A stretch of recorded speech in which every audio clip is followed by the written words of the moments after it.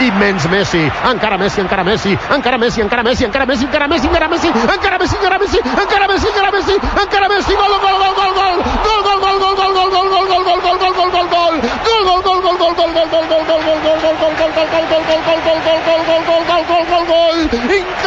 increïble, no m'ho puc imaginar, no m'ho podia imaginar.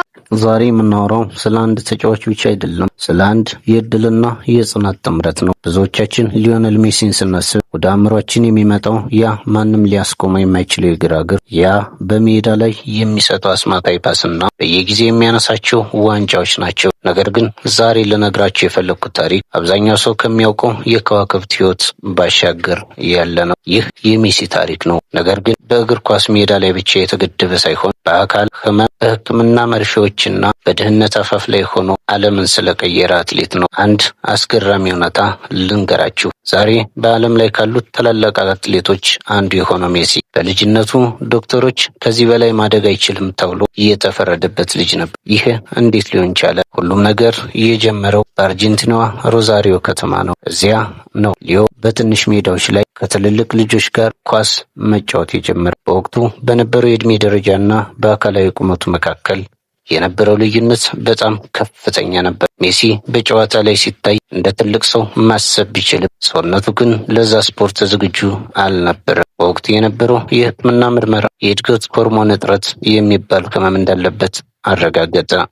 ይህ ማለት ሰውነቱ በተፈጥሮ የሚያስፈልገውን እድገት ለመቀጠል የሚያስችል ሆርሞን አያመነጭም ነበር። ቤተሰቡ ለዚህ ሕክምና የሚያወጣው ወጪ የድሃ ቤተሰብ አቅም የሚፈቅደው አልነበረም። ህልሙ እያበበ እያለ ሰውነቱ ግን እየቀጨጨ ነበር።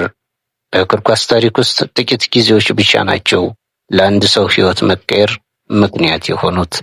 ከእነዚህ ውስጥ አንዱ የባርሴሎናው የስፖርት ዳይሬክተር ካርለስ ኤሬክሳክ በዚያን ጊዜ ገና የ13 ዓመት ልጅ በነበረው ሜሲ ላይ ያዩት ተስፋ ነው። አንድ ታሪክ አለ። ብዙዎች እንደሚያውቁት ሜሲ የባርሴሎና የመጀመሪያ ውሉን የፈረመው በወረቀት ላይ ሳይሆን በካፌ ውስጥ በተገኘ ናፕኪን ወይም የአፍ መጥረጊያ። የቀኑ በራሱ እጅ ወደ እግሮቹ የሚወጋቸው የሆርሞን መርፌዎች በኋላ ላይ የምናየውን ያንን አስማታዊ ግራግርዝ ያለው ቁርጠኝነት በዚያ የሕክምናና የትግል ወቅት የተፈጠረ ነው። በወቅቱ ህመሙን ታግሶ ከቤተሰቡ ርቆ ስፔን የገባው ሜሲ ዛሬ የምናየውን ታላቅነት በልጅነቱ በአንገቱ ላይ በተሰቀለ የህመም ገመድ ነበር የገነባው። ሜሲ ወደ ባርሴሎና የገባው እንደ አንድ ተስፋ ሰጪ ተጫዋች ቢሆንም በላ ማሲያ አካዳሚ ውስጥ የነበረው ቆይታ ግን በፍጥነት ወደ ታሪክ ተቀየረ። የባርሴሎና ዋና ቡድን ተቀላቅሎ የመጀመሪያ ጨዋታውን ሲያደርግ ዓለም በሜዳ ላይ የተመለከተችው የተጫዋች መጫወቻ ሳይሆን የእግር ኳስን ህግጋት የለወጠ አርቲስት ነበር። በባርሴሎና ያሳለፈችው ዓመታት ለሜሲ ብቻ ሳይሆን ለእግር ኳሱ ዓለም ወርቃማ ዘመን ነበሩ። 8 ጊዜ የባሎንዶር ሽልማትን በማሸነፍ የዓለማችን የግል ክብር ጣሪያ የሰበረው ሊዮኔል አንድሬስ ሜሲ በባርሴሎና ብቻ 35 ዋንጫዎችን አሳክቷል። ነገር ግን እነዚህ ቁጥሮች ብቻ ሜሲን አይገልጹትም። የሜሲ ልዩነት ያለው በኳስ አያያዙ ጥበብ ውስጥ ነው።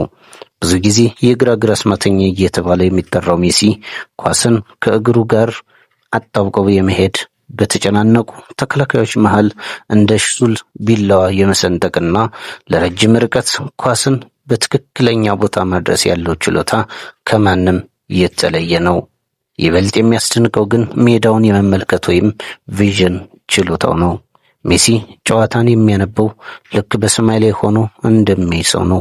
ተከላካዮች ወዴት እንደሚያቀኑ፣ የቡድን አጋሮቹ በየትኛው ክፍተት እንደሚገኙ ቀድሞ ይረዳል። ይህ ደግሞ በጭራሽ ሊማሩት የማይችሉ በተፈጥሮ የተሰጠ ጥበብ ነው። ከጊዜ ወደ ጊዜ የሜሲ የመጫወት ስልት ሲለዋወጥ እናያለን። በመጀመሪያዎቹ ዓመታት ፍጥነቱን ተጠቅሞ ተከላካዮችን የሚያንገላታ ወጣት ነበር። በኋላ ላይ ግን ወደ ፕሌይሜከርነት ሲሸጋገር የጨዋታው መሪ ሆነ። ብዙ አትሌቶች እድሜያቸው እየገፋ ሲሄድ ብቃታቸው እየቀነሰ ይሄዳል። የሜሲ ግን የተለየ ነበር። በእድሜው ልክ የመጫወቻ ብልሃቱ እየተሻሻለ ከጊዜ ወደ ጊዜ ይበልጥ አደገኛና አስተዋይ ሆኗል። የባርሴሎና የላሊጋ አሸናፊነትና የሻምፒዮንስ ሊግ ድሎች በሜሲ ትከሻ ላይ የተንጠለጠሉ ነበሩ። እሱ የባርሴሎና የሜዳ ላይ አእምሮ ብቻ ሳይሆን ልብም ነበር። ከባርሴሎና ጋር የነበረው ዝምድና ሲበጠስ ዓለም እንደምትጨነቅ ያህል ነበር የተሰማው። ነገር ግን ሜሲ ባርሴሎና ውስጥ ያሳየው ታላቅነት በታሪክ መዝገብ ውስጥ የማይሰረዝ ነው። እያንዳንዱ ጎል፣ እያንዳንዱ ድሪብል እና እያንዳንዱ ዋንጫ ያ በልጅነቱ ህመሙን ታግሶ የጀመረው ጥረት ውጤት መሆኑን ስናስብ ሜሲ እኛ እንደምናስበው ተራ ተጫዋች እንዳልሆነ ይገባናል። እሱ የሰው ልጅ ፈተናን ተቋቁሞ ምን ያህል ከፍታ ላይ ሊደርስ እንደሚችል የሚያሳይ ሕያው ምስክርነት ነው። ሜሲ በባርሴሎና የነበረው ስኬት ወደር የለሽ ቢሆንም በአርጀንቲና ብሔራዊ ቡድን ውስጥ ግን ጉዞው በብዙ ትችቶችና ስብራት እየታጀበ ነበር። ለዓመታት የሀገሩ ሕዝብ ሜሲን በባርሴሎና የምታደርገውን በአርጀንቲና ለምን አታደርግም በሚል ጥያቄ ሲጠይቁት ነበር። የ2014 የዓለም ዋንጫ ፍጻሜ፣ የኮፓ አሜሪካ ተከታታይ ሽንፈቶች፣ እነዚህ ሁሉ የሜሲን ስነ ልቦና በእጅጉ የሚፈታተኑ ነበሩ። ብዙዎች ሜሲ ከሀገሩ ጋር ዋንጫ ሳያነሳ ጡረታ እንደሚወጣ ገምተው ነበር። ነገር ግን የ2022 የኳታር ዓለም ዋንጫ የታሪክ ማዞሪያ ሆነ። ያ በህመም የታጀበ በትግል የተገነባ የሜሲ ሕይወት በዓለም ዋንጫው የፍጻሜ ምሽት ፍጻሜውን አገኘ። ሜሲ ያንን ዋንጫ ሲያነሳ አርጀንቲናን ብቻ ሳይሆን ፈተና ውስጥ ላለ ማንኛውም ሰው ተስፋ አትቁረጥ የሚል መልእክት አስተላልፏል። ከሜዳ ውጭ ያለው የሜሲ ሕይወት ግን ከሜዳው አስማት በተቃራኒ እጅግ የተረጋጋ ነው።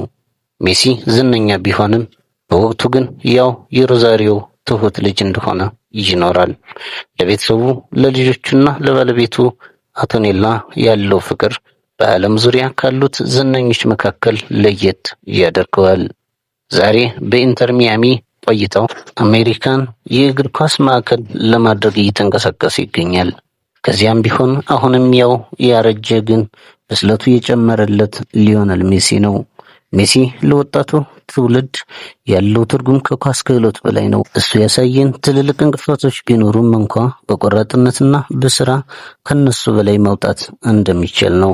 ሜሲ የዘመናችን እግር ኳስ አምላክ ተብሎ ቢጠራም በእርግጥ ግን እሱ በህመም በስቃይና በድካም ውስጥ አልፎ ድልን በደሙ የጻፈ ሰው ነው። የሜሲ ታሪክ እንደሚያስተምረን ታላቅነት በድንገት የሚመጣ ሳይሆን በየቀኑ በህመም መሃል የምንወስዳቸው ትንንሽ ውሳኔዎች የሚገነባ ነው። ጓደኞቼ፣ ስለ ሊዮነል ሜሲ ሕይወትና ስለዚያ ያልተነገረ የጀርባ ታሪኩ ያላችሁን ሀሳብ በአስተያየት መስጫው ላይ አጋሩኝ። በልጅነቱ የገጠመው የጤና ችግር ባይኖር ኖሮ ሜሲ ዛሬ ይኖርበት የነበረው ቁመትና ጥንካሬ ይኖረው ነበር ብላችሁ ታስባላችሁ? እንደዚህ አይነት የህይወት ታሪኮችንና የእግር ኳስ ትንታኔዎችን ለማግኘት ቻናሉን ሰብስክራይብ በማድረግ ቤተሰብ ይሁን። በቀጣይ የትኛውን ኮከብ ታሪክ እንድሰራ ትፈልጋላችሁ? በሌላ ቪዲዮ እስከምንገናኝ ድረስ ሰላም ሁኑ። መልካም ጊዜ